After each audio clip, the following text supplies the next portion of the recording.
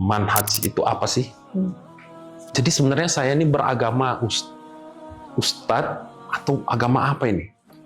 Mereka adalah orang yang hanya kembali kepada Al-Quran dan Sunnah secara murni. Dengan tidak ditambah-tambahkan. Pokoknya semua-muanya berubah gitu ya? Berarti memang UPYPTK memang mau dibegitukan gitu Pak? Sebenarnya apa gunanya orang sekolah? Biar pinter dan biar bermanfaat. Apa nggak sama orang tuanya aja? Pasti juga tetap pinter. That's tricky. Why? Kenapa harus sekolah? Kenapa harus SD? Kenapa harus SMP? Membuka pikiran. Bisa, cakrawala. sama orang tua bisa pasti. Saya alhamdulillah membuktikan surat An-Nisa ayat 100, yakni apabila orang memperbaiki.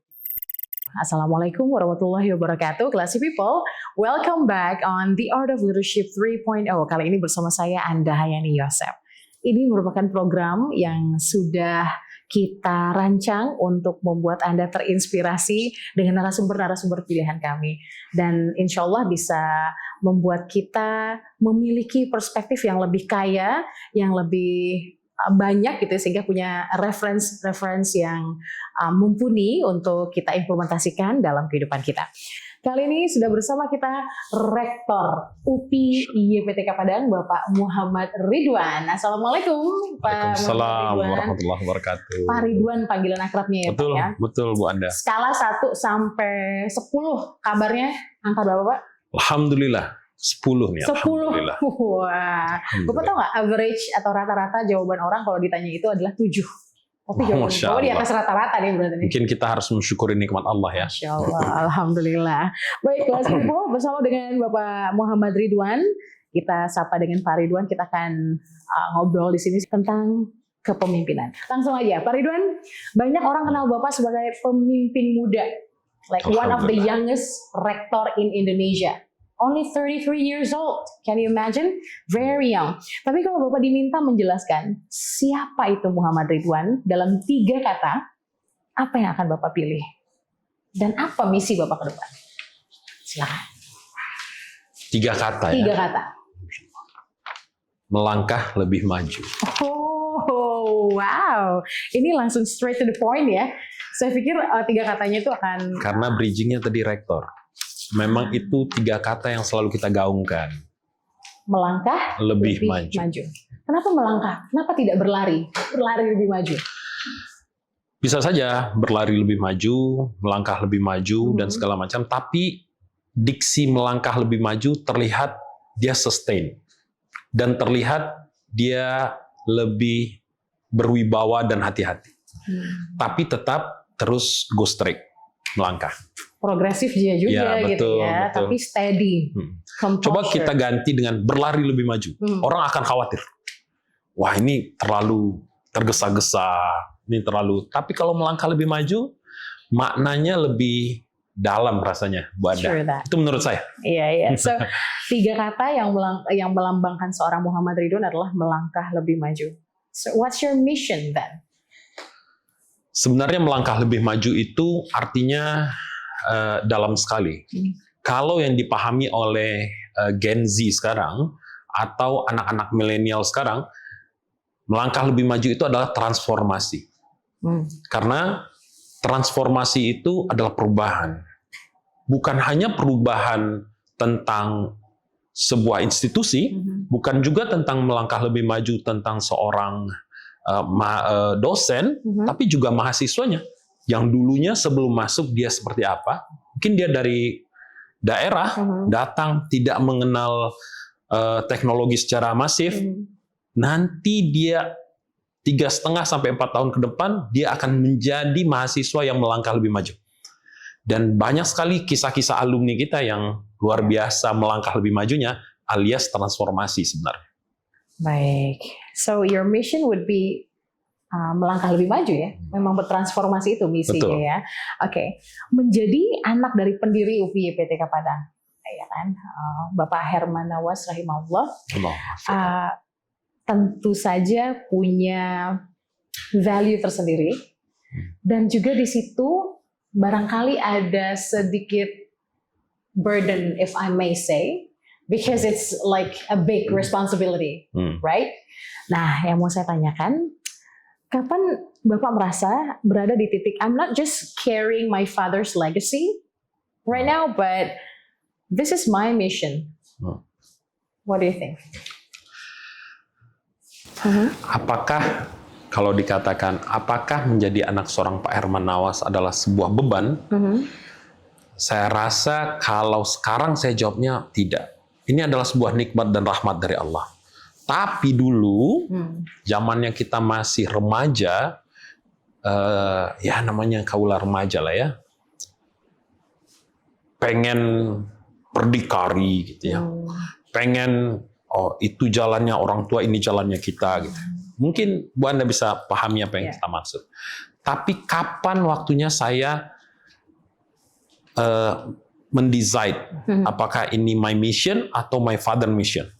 Akhirnya saya dapatkan konklusi, it's our mission. Bukan sebab melangkah lebih majunya Pak Herman, bukan melangkah lebih majunya Pak Ridwan, tapi it's about our mission. Melangkah lebih maju ini adalah moto dari beliau, yakni bukan hanya diaplikasikan di dalam kampus, tapi juga di dalam kehidupan. Kalau kamu coba lihat tahun lalu kamu ngapain, sekarang kamu harus jauh lebih. Dan setahun lagi kalian harus punya mission, harus ada yang bisa dicapai. Dan kita nggak boleh jalan di tempat. Jadi saya lihat tentang perbedaan yang disampaikan tadi, bahwasanya setelah saya konklusikan, ternyata niatan Bapak bukan untuk dirinya pribadi, dan setelah saya telaah niatan ini, mimpi ini, cita-cita untuk mencerdaskan anak bangsa ini juga bukan bisa mimpi saya sendiri, tapi semua insan yang ada di dalam dunia pendidikan itu. Berapa lama menelah itu Pak, sampai akhirnya finally you realize, okay, this is not about my dad, this is not about me, this is about our mission. Berapa lama? Mungkin saya boleh cerita dulu masa kecil.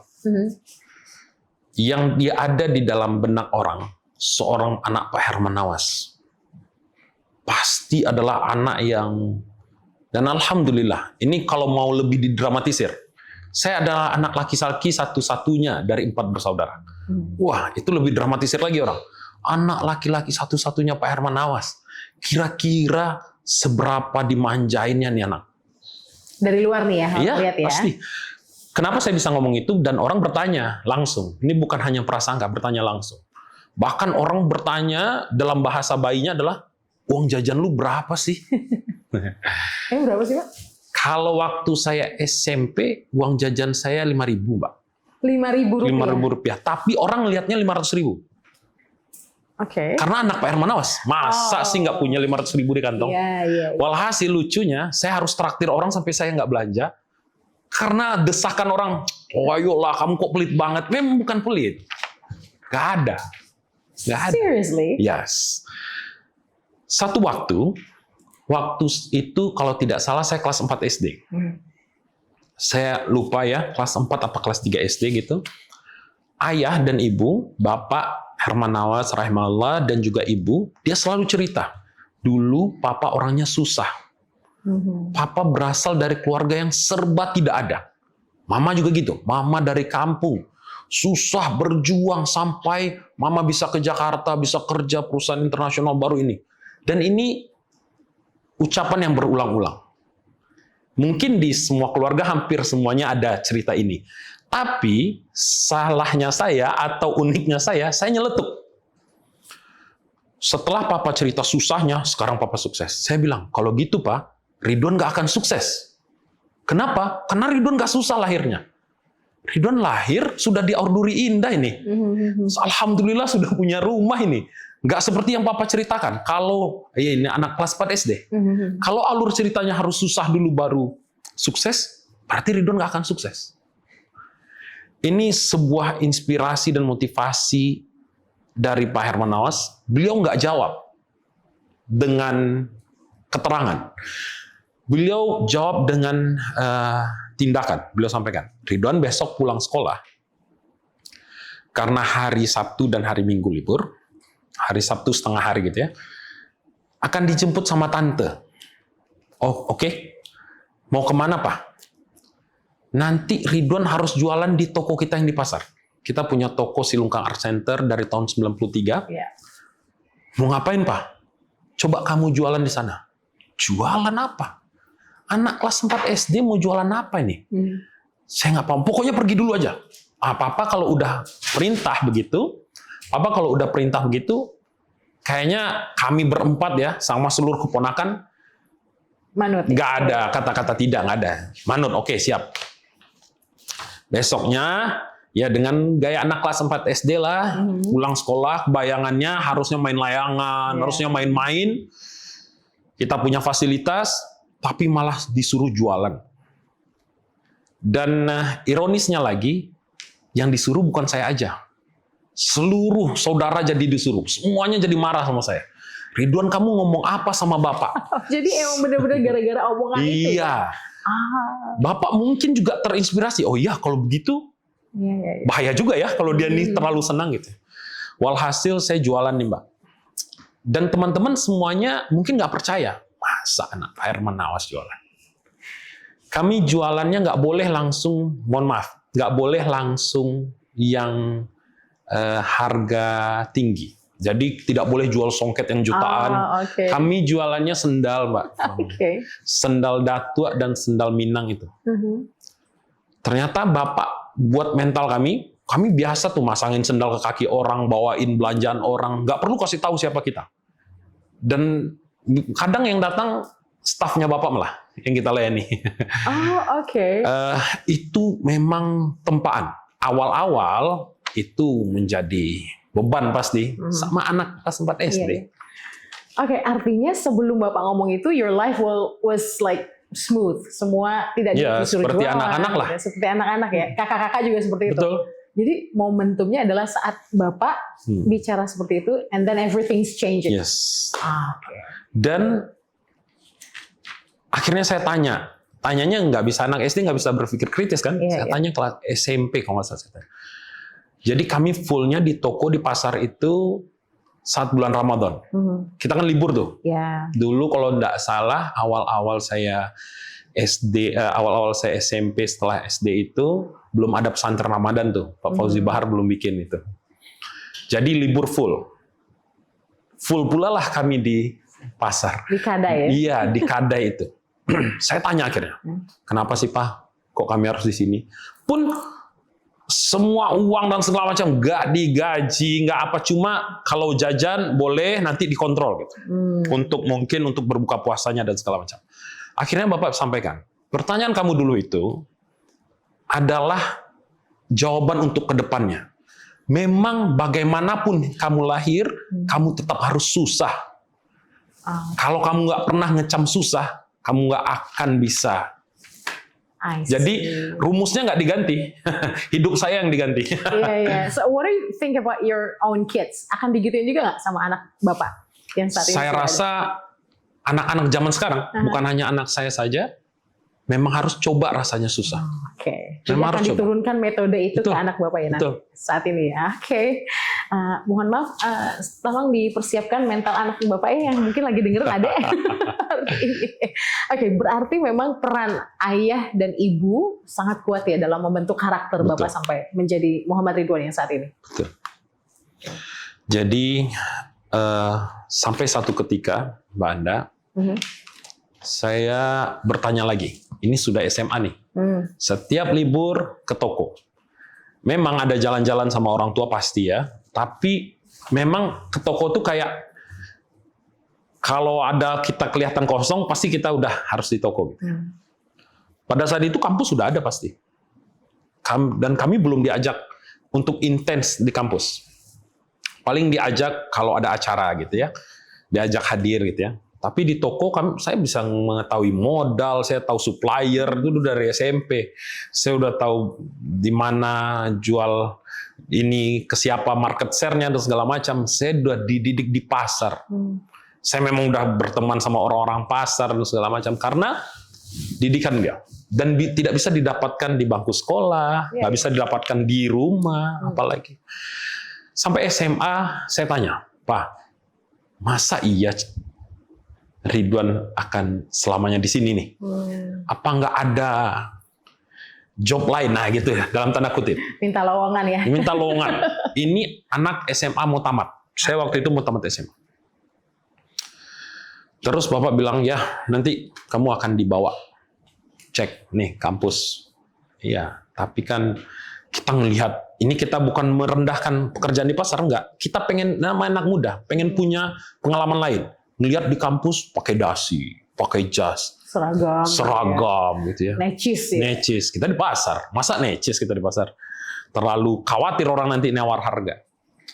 Hasil saya tanya, dan pada saat itu qadarullah gempa 30 September Padang Kota Tercinta itu. 2009 ya berarti? 2009. Pas saya tamat. Pada saat itu saya sudah mulai diskusi tentang kampus. Tamat sekolah.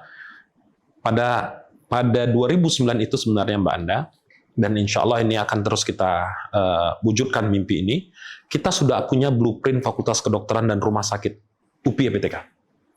Sudah sampai kita ke konsulat, ke konsil Menteri Kesehatan. Gempa, semuanya Bapak, ya dalam tanda kutip ya, simsalabim dihapus sama Bapak itu, tentang Fakultas Kedokteran. Timbul ide beliau, ya saya rasa ini taufik dari Allah ya, petunjuk dari Allah, buat gedung pertemuan. Padahal pada saat itu kita sudah punya Andalusia Conference Room, dikasih sama orang-orang. Kalau nggak salah saya Klasi juga pernah buat acara di Andalusia dulu itu di lantai 3. Dan ini lagi gempa. Orang lari dari kota Padang, dari Sumatera Barat, ini wong kita bangun. Jadi 1 bulan setelah gempa, nggak ada buruh tukang yang mau bangun tuh nggak ada yang dari Sumatera Barat. Kami harus datangkan dari Sumedang. Karena orang Padang sama tukang-tukangnya juga nggak ada gitu. Iya, iya. Hasil Bapak bilang, kita harus bangun. Belum ada convention center namanya. Akhirnya setelah saya research, baru keluar nama convention center. Kita bikin aula besar nanti. Ya, sekali lagi, karena yang kita sampaikan tadi, kalau Bapak sudah ketok palu, nggak ada. Kalaupun ada tembok, walaupun ada pori-pori, kita masuk lewat pori-pori tembok. Nggak bisa. Ini karena Bapak, pimpinan segitulah, beliau memberikan karakter pada kami. Hasil, gedung pertemuan dibangun. Pada saat itu, saya merasakan seperti apa tahun 85 Pak Herman dibilang seperti orang gila. Orang gila mana yang bikin kampus nih, komputer tahun 85. Di sawah lagi ya? Di sawah lagi. Sawah, ya. Masuknya itu tahun 85 itu Mbak Anda numpang dari kantor camat. Jadi kalau kantor camat nggak buka, kita harus nunggu dulu Mbak. Gitu UPI dulu. Sekarang kejadian lagi 2009, orang gila nih Pak Herman Nawas. Masa bikin gedung di waktu orang gempa ya? Walhasil, karena kita punya kerjasama pada saat itu dengan Krakatau Steel, gedung UPI Convention Center kita berikan nama, itu menjadi bangunan pertama di Sumatera Barat. IMB-nya dinolkan sama wali kota karena dia bilang, selama 7 bulan ini saya nggak pernah tanda tangan IMB, Pak. Karena nggak ada yang bangun, semuanya lari. Ini ada siapa nih orang yang mau membangun? Masya Allah. Ternyata cita-citanya Pak Herman bilang, kita jangan pikirkan UPI saja. Kita pikirkan Kota Padang, Sumatera Barat. Kehancuran 2009 itu bukanlah kehancuran bangunan saja, tapi kehancuran ekonomi dan yang paling parah, kehancuran keyakinan orang terhadap Kota Padang. Orang hopeless sama Kota Padang. Tapi kalau ada convention center, orang jalan tuh dari Bandara Internasional Minangkabau, lihat, oh ternyata yang di kamera, yang di liputan itu cuma itu aja. Oh ternyata Klasi masih oke-oke aja kok. Ternyata Semen Padang masih berdiri tegak. Dan kita alhamdulillah letaknya di ujung gitu ya, di ujung bandara. Semenjak itu baru hotel-hotel bermunculan di Kota Padang. Segitu memikirkannya untuk melangkah lebih maju. How could he become that visionary? Visionaris sekali kan? Sebelum saya jawab bagaimana visionarisnya, lucunya adalah yang ngomong gila itu Dia weddingin anaknya di tempat orang gila ini loh. Ya maksudnya Iya. saya juga jadi guyonan Iya. bagi kita di ring 1. Kayaknya kalau Pak Herman, kalau Bapak belum dibilang gila, kayaknya dia belum semangat deh. Iya. Wah, bikin rumah makan jengkol. Mana ada, itu dia semakin yakin. Oke. Jadi orangnya memang benar-benar. Artinya memang itu mewarnai skill, Betul. kemudian style juga Betul. dong dari Betul. seorang Muhammad Ridwan, betul? Betul. Karena udah Dan terlatih, kalau kan? kita akan menjadi orang biasa-biasa aja, kata Bapak, ya kalian akan dapatkan yang biasa juga. Iya, oke. Setelahnya banyak juga gedung-gedung yang bermunculan yang serupa dengan ini kan. Tapi nggak ada yang bisa nyamain deh. Oh, Masya Allah. Belum bisa ya. Masya Allah. Belum bisa. Iya, that's the fact. Anyway, kita akan move on ke sesi selanjutnya. Namun ada satu yang ingin saya tanyakan di sesi ini. Perjalanan hijrah seorang Muhammad Ridwan ya. Ini udah jadi public secret, rahasia umum. Perjalanan hijrah ini memang your identity as a human being ya, Pak Ridwan ya. Bapak kan saat ini memang bermanhaj salafi, which is itu masih di benak orang tuh ditanyakan gitu, dan itu masih UPI sekarang begini, UPI nggak boleh musik lagi di kalau ada acara di UPI, kemudian ini kemudian itu. Pertanyaan saya ada dua, pertama turning point-nya apa, and then bagaimana itu mengubah the way you lead as a rector, dan bukankah itu membuat jadi terkekang dalam tanda kutip? Pakai tanda tanya ya, bukankah itu membuat terkekang atau you have another answer? Silakan Pak. Saya mau jawabnya dulu dari sebenarnya manhaj itu apa sih? Apakah ini kelompok? Ya. Apakah ini sekte? Apakah ini aliran baru? Sebenarnya kalau orang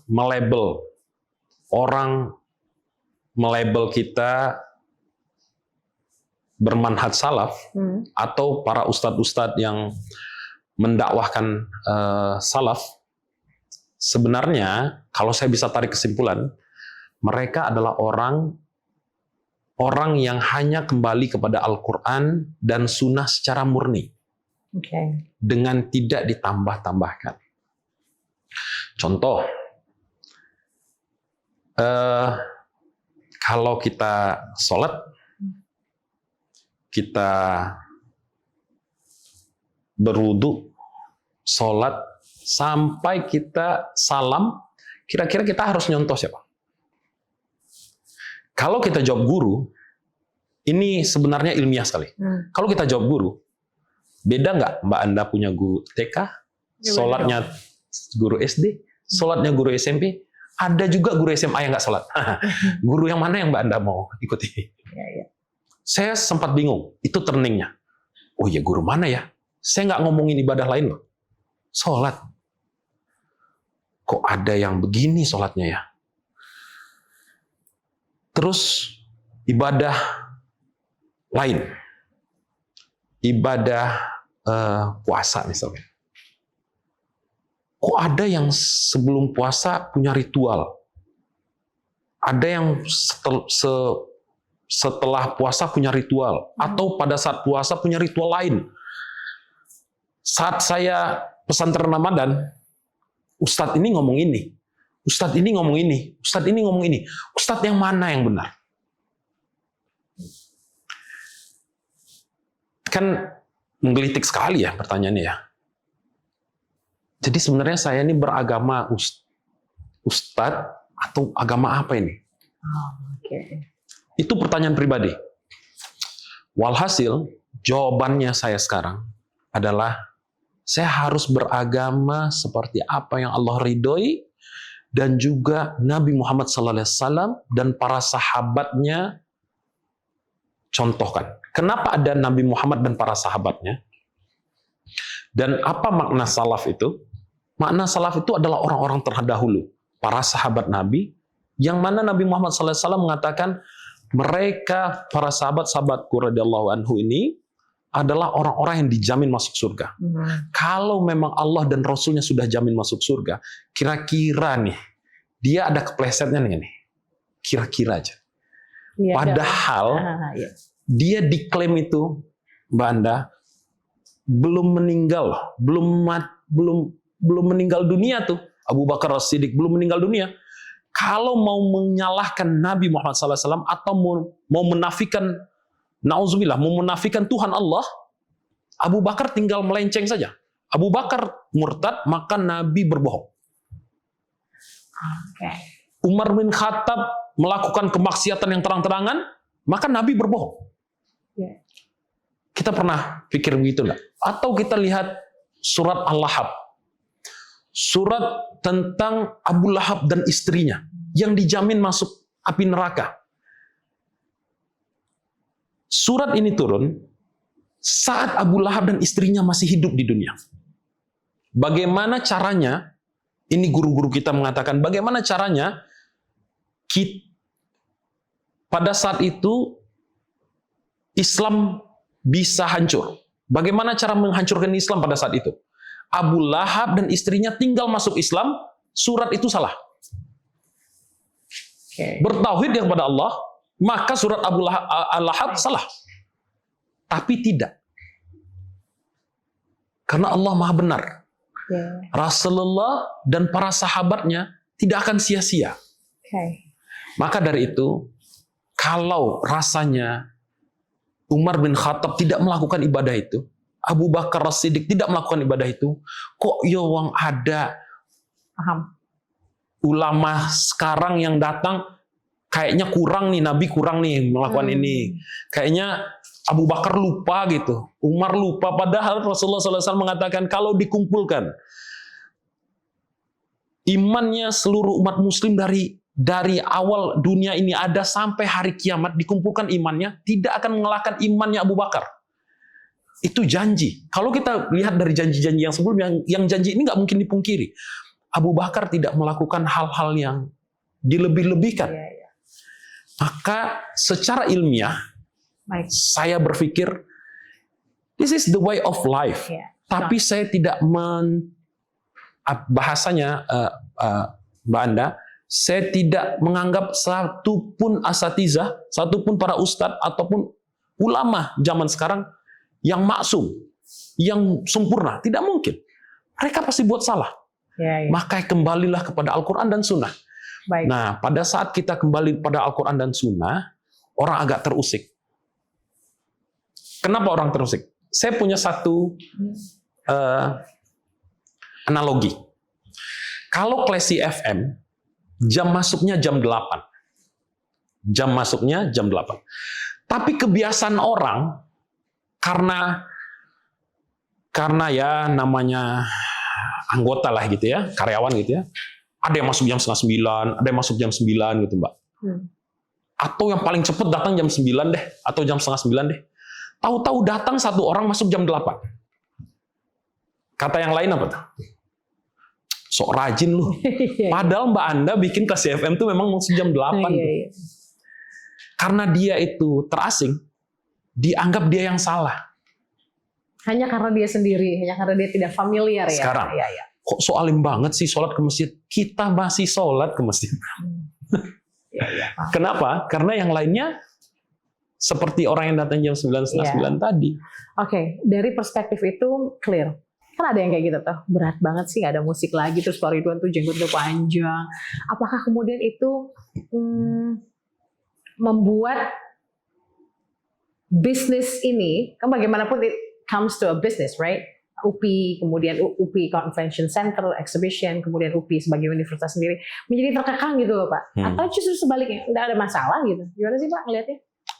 Fact-nya, faktanya adalah, saya alhamdulillah membuktikan surat An-Nisa ayat 100, yakni apabila orang memperbaiki hubungan yang pada Allah, Allah memperbaiki urusannya di dunia.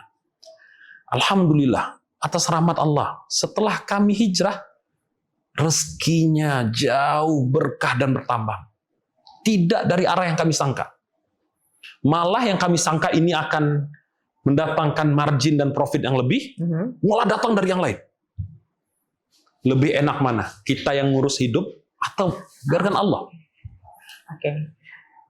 Dan saya lihat kalau orang bilang susah banget nih beragama. Saya dapat satu analogi lagi. Kalaupun susah. Susah nih, jenggot nih, harus pakai hijab nih. Susah nih, nggak bisa bersalaman laki-laki perempuan nih. Masa sih nggak musik? Kalaupun susah, paling cuma 80 tahun, Mbak. Oke. Boleh nggak kita tahu atau kita hitung berapa lama kita dikubur? Mungkin ada kakek-kakek kita dulu yang sudah 200 tahun di kuburan. Kubur 200 tahun, Mbak. Sekarang, oke, kubur mungkin kita dikubur sekarang setahun lagi langsung kiamat. Contoh gitu ya. Janjinya Allah, kita akan berdiri tegak di padang mahsyar menunggu surga dan neraka 50.000 tahun. Gimana kita bandingkan 80 tahun dengan 50.000 tahun? Tanpa duduk. Jadi hilang capeknya. Kalau kita dapat naungan. Kalau mau. Ya, tentu Baik. Mayadihillah fala mudhillalah wa mayudlilhu fala hadiyalah. Allah akan berikan hidayah pada yang Dia inginkan, dan Allah akan tutupi hidayah dari yang Dia tidak inginkan. Maka kita bermohonlah hidayah pada Allah. Dan saya memohon semoga Allah tetapkan. Baik. Berarti saya bisa bilang ini jadi poros leadership Bapak. Betul. Insya Allah ya, mudah-mudahan. Amin. Insya Allah. Amin ya Rabbal Alamin. Okay, take your time. It's a big move. It's a big statement, bold one. We're gonna be right back, classy people. Kita akan ngomongin tentang transformasi UPI. Bagaimana sih melangkah lebih maju itu bring to the concept of life gitu. Dibawa banget ke konsep yang realnya gitu. Gimana ya transformasi? Apa berubah jadi Power Ranger atau gimana? Nanti kita akan bahas di sesi kedua.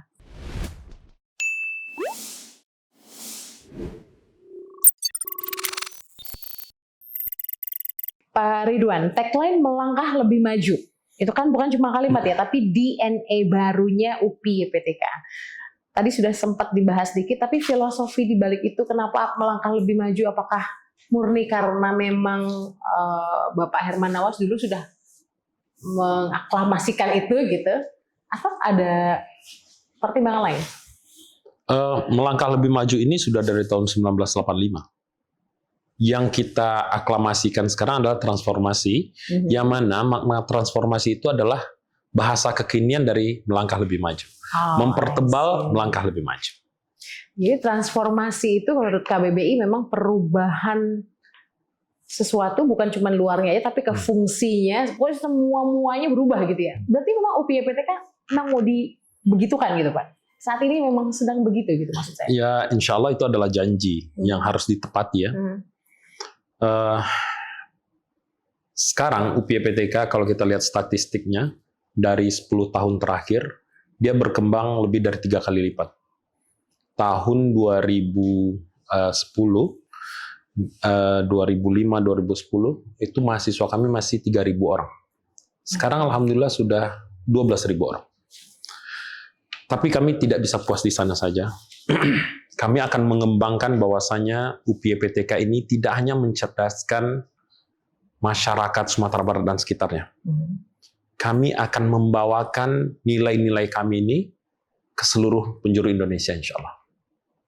How? Kita akan hadir di beberapa kota insya Allah. Itu cita-cita.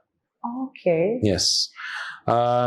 Kita lihat bahkan universitas yang ada di luar negeri sudah penetrasi masuk ke Indonesia, kenapa tidak kita juga? Saya punya cita-cita.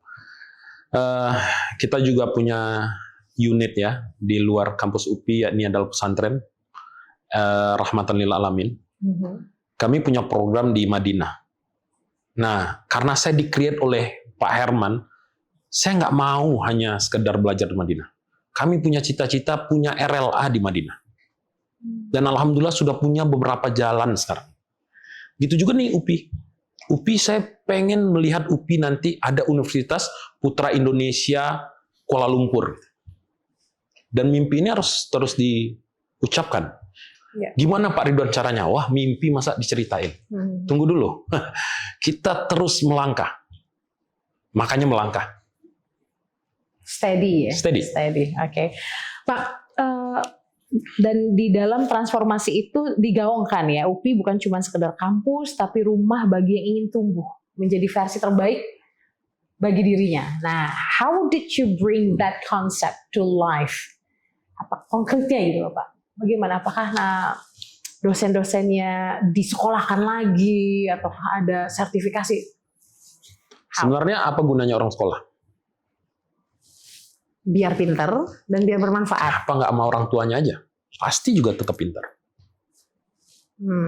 That's tricky. Why? Kenapa harus sekolah? Kenapa harus SD? Kenapa harus SMP? Membuka pikiran. Bisa sama orang tua bisa pasti. Biar universitas laku ya. Biar bisa sejalan. Hampir jawabannya ke sana kan? Iya. Tapi universitas tidak hanya mentransfer ilmu. Ini esensi sebenarnya atau resep rahasia dari UPI APTK. Kalau hanya mentransfer ilmu, ChatGPT selesai sudah. Tapi gimana kita jadikan mereka orang yang bisa mengenal nilai kejujuran? Gimana cara mereka belajar disiplin? Bagaimana cara mereka belajar menyayangi sama? Bagaimana cara mereka benar-benar bisa belajar kreativitas? Are you talking about character? Yes, betul. Yeah. Karena kalau sekolah zaman sekarang hanya transfer ilmu, dia hanya akan menunggu kemunduran dan kehancuran. Karena orang tua nanti akan melihat akan lebih sopan ChatGPT yang mengajarkan anaknya. Mungkin murojaah sama ChatGPT. lebih sabar mungkin ChatGPT-nya. Iya sih. Make sense. It does make sense. Tapi anak nggak belajar kesabaran.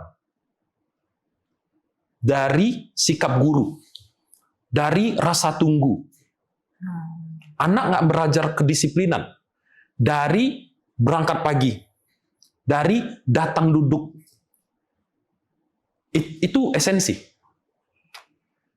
Malahan sekarang yang khawatirnya saya, kalau kita singgung ke yang tadi, esensi pendidikan mulai buyar.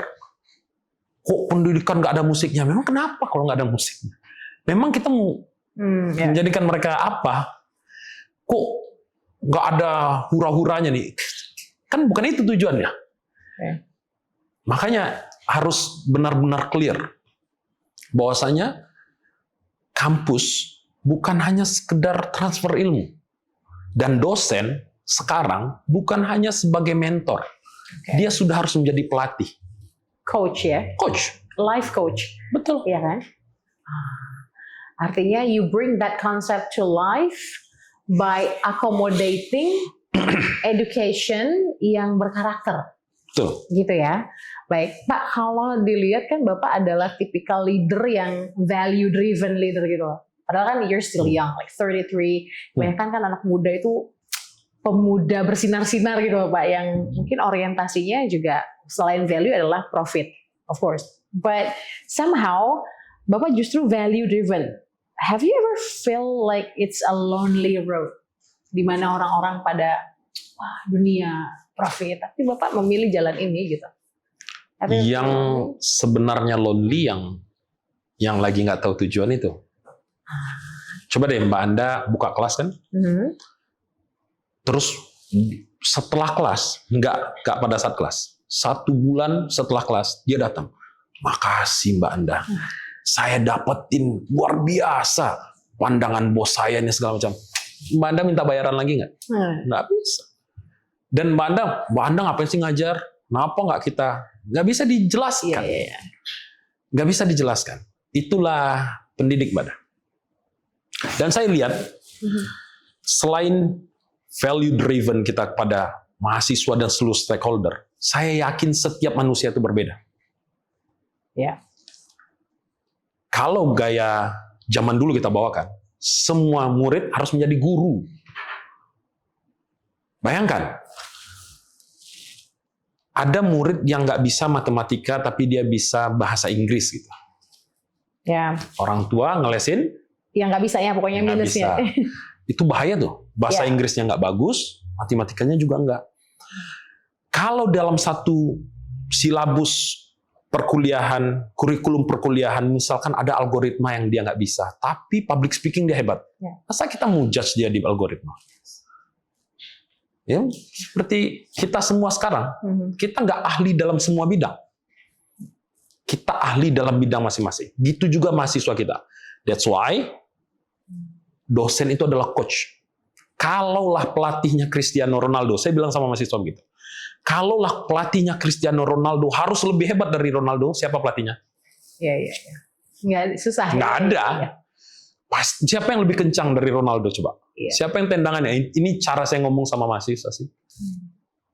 Nggak harus. Dia mengembangkan potensi nih orang itu. Saya ingat Kobe Bryant punya anak pemain basket, anaknya nggak dengerin dia ngomong. Padahal dia kayak NBA player, the best, one of the best gitu. Anaknya masih tetap dengerin coachnya. But my coach said, tetap kayak gitu. Jadi emang coach itu ya kuncinya. Padahal coachnya nggak pasti tidak sehebat Kobe Bryant. Iya, definitely ya. Oke, kalau ada satu mindset yang ingin Bapak tanamkan ke mahasiswa-mahasiswa UPI YPTK sebelum mereka lulus, dan ini juga bukan cuma buat mahasiswa UPI ya, tapi kepada semua calon pemimpin muda. Satu mindset yang kayak harus wajib kudu, what would that be? Pertama, kita harus mengenal diri. Saya selalu sampaikan ke mahasiswa atau kepada dosen-dosen juga. Kira-kira nih, saya coba tanyakan juga ke Mbak Anda. Apa yang Mbak Anda bayangkan dari seekor kura-kura? Oke. Tempurungnya. Shell ya. Slow. Kemudian dia gerakannya lambat. Iya, slow, iya sangat lambat. Warnanya hijau. Iya, hijau. Ya. Nggak mungkin warnanya pelangi dong. Warnanya pasti hijau ya. Iya. Tapi yang paling ada dalam mindset orang, slow. Karena dia di darat. Kalau dia di air, Mbak Anda nggak akan bisa ngejar dia. Mungkin kalian merasa nggak ada gunanya, saya nggak seperti teman saya. Kalian kura-kura yang lagi di darat. Kadang kita nilai nih anak mahasiswa kita, kamu nggak akan bisa maju nih segala macam. Mungkin kita nilai kura-kura dari cara berjalan di darat. Dia nggak lagi di tempatnya. Temukan tempatnya dengan mengetahui jati diri kita, hablum minallah, maka akan tenang kita. Coba deh, Mbak Anda nih. Mbak Anda hobi nggak? Ini sorry ya, kalau dosen suka nanya gitu. Mbak Anda hobi nggak main bulu tangkis? Iya, so-so. Oh, kalau orang nggak hobi bulu tangkis tuh nggak asik, Mbak Anda. Iya. Kayaknya kurang sosial. Gimana rasanya di-judge begitu? Iya. Dengan contoh aja nggak enak. Iya. Mbak Anda sukanya hobi apa olahraga? Basket. Kalau anak basket itu udah paling keren. Satu sekolahan orang tahu. Pasti Mbak Anda punya teman-teman yang asik. Yes. Yang mana yang Mbak Anda lebih suka? Menilai kekurangan atau menilai kelebihan? Kalau nilai kekurangan mau sampai kapan kita dinilai? Itu adalah mindset menurut saya. Kalau Muhammad Ridwan dinilai dari pacu lari, wah pasti saya akan orang terbodoh, nggak bisa, kalah pasti. Tapi kalau saya misalkan disuruh ngajar, gitu, yang saya suka gitu, saya disuruh build create sebuah tim gitu, saya akan merasa seperti basket tadi. Itu cuma contoh yang sebenarnya nggak pandai main bulu tangkis nggak apa-apa sih. Jadi sekarang tuh makin clear tentang transforming UPI ya, UPI atau UPI yang bertransformasi, pendidikan yang berkarakter. Kita jadi makin punya gambaran, oh, this is where you were going to bring UPI. Gitu. Kita jadi punya gambaran, oh oke, we got it, we got you. Kita ngerti sekarang, Pak.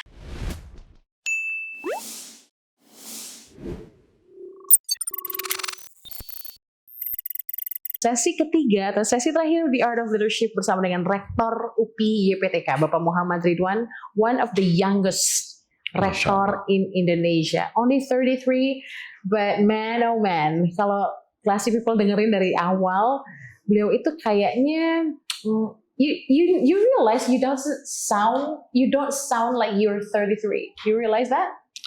Terkadang saya harus buat di suatu momen seperti momen sekarang ini, saya tidak seumuran saya. Kalau saya berbicara seperti seumuran saya, orang akan memblok dulu pemikiran, ini anak kecil nih. Tapi kalau saya ngumpul sama teman-teman boleh ditanya. Boleh ditanya kok, aman. Ya. Memang itu ya, tantangan yang muda yang memimpin itu seperti itu. Betul. Ya, apalagi yang muda yang memimpin yang perempuan. Susah. Agak double lebih kerasnya ya. Baik, pernah nggak Bapak merasa you're not enough? Or you're not ready, or simply it's not the time gitu, atau mungkin merasakan yang lebih dari itu, misalnya kayak kayaknya gue gagal deh. It's very human, right? Kalau pernah, what did you tell yourself at that moment and how did you recover? Ya, tidak ada yang pernah merasa siap kan? Betul-betul siap gitu, nggak ada. Dan it's human being. Kalau misalkan kita merasa kayaknya ini, kalau bahasa anak sekarang kayaknya kurang deh gitu. Kurang ya? Ya, kayaknya ini nggak seperti ekspektasi kita gitu ya. Tapi apa respon kita? Ya, it's a life. Kita hidup untuk terus melangkah, bukan untuk mundur ke belakang. Kita jadikan pelajaran dan memang harus menjadi saya dapatkan satu pelajaran penting dari Pak Herman Awas rahimahullah. Beliau bukan semua bisnisnya berhasil, Mbak Anda. Fun fact-nya gitu. Ada berapa bisnisnya kalau yang saya ceritakan, wah, kalau orang lain dengar, masa rugi segitu gitu. Tapi beliau setelah rugi nggak pernah hitung, nggak pernah bilang, nggak pernah ngomong lagi, dan dia tetap tidur nyenyak setelahnya. Kita gimana caranya? Itu seperti sebuah pembelajaran bahwasanya kita ini menjalani takdir. Oke, berarti sekarang lagi musim nih. Detachment namanya. Kita nggak feeling attached ya. Kita nggak feeling tidak ada kemelekatan kita terhadap yang hilang itu gitu. Sehingga beliau mungkin bisa sangat nyenyak tidur meskipun habis rugi sekian gitu. Karena beliau mungkin berpikir ya, I'm not attached myself to that, you know. Kayaknya saya lihat itu tauhid ya. Karena dia anggap yang bukan rezekinya pasti bukan sampai ke dia. Ya, detach ya, emang benar-benar. Mau dia lari kejar sebagimanapun juga nggak bakal dapat. But that's not easy though. Itu kan nggak gampang kan kayak gitu kan. Harus dilatih. Dan biasanya yang saya tahu dan saya merasakan itu, Allah kasih sedikit-sedikit. Coba gagal sedikit dulu. Ini kita gimana? Kita dilatih loh sebenarnya di hidup. Kalau kita nggak bisa naik kelas, kita akan tetap dikasih gagal sedikit-sedikit terus. Dan itu akan merasakan kepenatan yang luar biasa. Dan coba kita, ya sudah. Itulah, dari situlah kalimat qadarallah wa syafa'an. Saya ini mengenyam ilmu pendidikan formal itu ekonomi manajemen saja. Pelajaran-pelajaran yang seperti ini memang saya datangi kajian. Saya memang harus duduk. Bahkan di antara para anak-anak kelas 1 SMP. Karena di depan ilmu kita sama. Agree. Karena bahkan saya bisa memurojaah mentaksil ilmi saya, memuroja ilmu saya kepada anak SMP.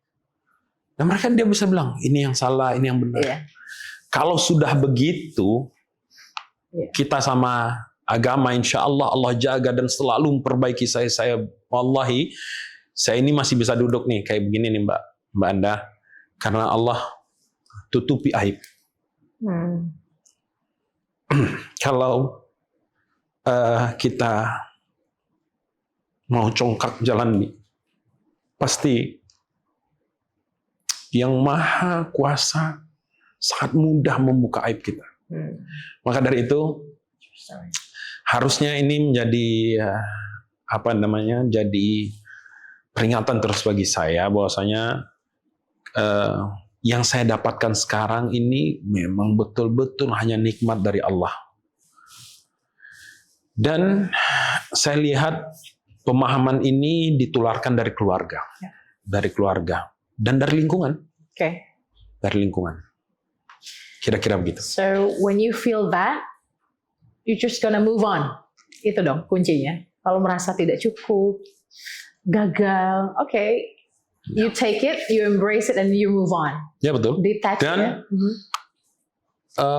Sepertinya staf saya sudah banyak yang tahu. Saya orangnya Mhm. setelah mungkin dalam tanda kutip ada bahasa hijrah mungkin gitu ya. Mhm. Saya orangnya, apa yang terjadi sama Pak Ridwan setelah hijrah di kantor? Salah satu yang paling ketara adalah saya orangnya sangat terus terang sekali. Bahkan beberapa staf bilang, Pak, Bapak kok langsung bilang sih Pak? Iya. Apa yang ada di hati saya, di pikiran, dan di mulut saya akan saya samakan. Dulu saya sering sekali lip service. Oh iya, bagus kok, padahal kesel nih. Setelah saya coba ini, jauh lebih nyaman. Pak, Bapak suka ini? Oh, kalau yang ini saya nggak suka. Gimana kalau gini? Dan itu tuh untung juga tau berhadapan sama orang seperti itu, Pak. Betul. We know exactly what to Betul. do, you know. Kita tuh jadi clear mau ngapain Betul. gitu, ya kan? Betul. Okay. Dan itu bisa lebih stress release sih. Iya, Menurut iya. saya. Lebih nyaman ya. Iya, Nyaman. logis sih. Very, Kalau very kita reasonable. harus jaga terus hati orang, sedangkan ini is not right. Iya, iya. Kita harus bilang, kayaknya ini nggak benar. Gimana menurut Bapak, Pak? Oh, saya kurang setuju dengan yang ini. Iya, iya. Dan People itu pleaser, harus ya. tersampaikan. You know, actually people pleaser, yes man, yes Betul. sir, people pleaser, it is actually very manipulative, you know. Betul. Itu sangat manipulatif karena dia mencoba semua orang suka sama dia sebenarnya. Dan which is pasti dia merasa sangat tertekan. exhausting, ya. Betul. Dan dia Very pasti exhausting. capek sekali jadi orang. Oh, wow, ya. Saya nggak mau banget jadi orang. Recover sama-sama ya, classy people ya. Okay, so closing segment kita, quick, smart, and real, only one word. Silakan Bapak jawab, respon dengan satu kata saja ya Pak ya. Siap? Ada 8 poin Pak. Oke. Kalau Bapak bisa memberi bisikan kepada diri Bapak 10 tahun lalu, satu kata itu adalah Bersyukurlah. that's deep. Very deep. Oke. Jadi dosen itu Membahagiakan. okay. UPI dalam satu kata. Transformasi. Alright. Kalau Pak Ridwan bukan jadi pemimpin, mungkin sekarang jadi Guru. kalau leadership itu adalah makanan, maka dia adalah Kalau leadership adalah makanan, ya. What kind of food? Ya. madu. Why? Dijawab why-nya nih. Iya, iya. Karena kayaknya leadership itu perlu takaran. Kebanyakan dia akan sakit. Terlalu sedikit seperti gula. Oke, oke. Kebanyakan gula, dia akan menjadi sakit. Kekurangan gula, dia akan menjadi lemas. Dan madu adalah makanan yang hanya bisa berhasil dibikin dari sumber yang suci, yang bersih. Ya Betul. nggak sih? Oh, that's really smart actually. Leadership madu. Oke, next. Kalau ibunda adalah warna, maka beliau adalah Putih. kenapa? Sepertinya hampir semua ibu ya, kita rasakan yang sama. Beliau bisa menghilangkan noda hitam yang ada di pikiran. I see. Sebenarnya siapa sih orang yang nggak suka curhat sama ibunya? I'm so envy because you still have Betul. your mom. Alhamdulillah. Alhamdulillah, alhamdulillah. Pak, kalau punya waktu 1 menit nih Pak, bicara di hadapan dunia. Like imagine you're talking in front of United Nation ya. Dan satu kata yang akan Bapak teriakan itu apa? 1 menit tapi 1 kata. Iya, 1 menit 1 kata. Diulang-ulang. Waduh, gitu ya. Ini hypothetically, Pak. Di hadapan dunia. Iya, di hadapan. What is it that you want the world to understand, the world to know? What would it be? Cuma 1 kata ya, nggak boleh kalimat ya. 1 kata. Jujur, Jujurlah gitu ya. jujurlah. Why? Jujurlah, kalau boleh dijabarkan, jujurlah sebenarnya kamu membutuhkan apa. Jujurlah sebenarnya kamu di sini kenapa, dan jujurlah sebenarnya kamu butuh apa. Ini ngomong sama Pak Ridwan dalam-dalam banget ya. Maknanya luar biasa ya. Oke, last but definitely not least, kalau leadership adalah seni, Pak, maka bagaimana Bapak melatih otot kepemimpinan Bapak setiap hari? Ini boleh tidak satu kata. Oh. Ini boleh tidak satu kata.